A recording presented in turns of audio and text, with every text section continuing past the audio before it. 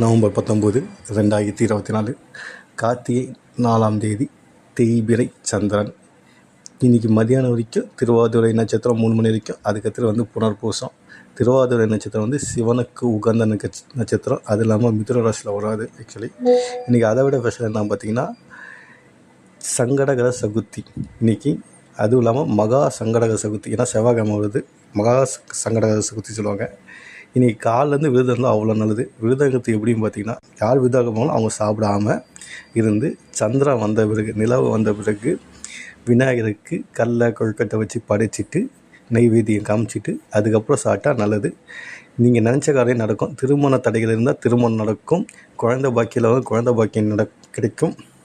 விரதம் இருக்க முடியாதவங்க காலையிலேருந்து சும்மா ஒரு பழம் பால் அந்த மாதிரி குடிச்சிட்டு சாயந்தரம் கோயிலில் கோயில்லையோ வீட்லேயோ அருகம்புல் இலையை வச்சு நீங்கள் படிச்சிங்கனாவே போதும்.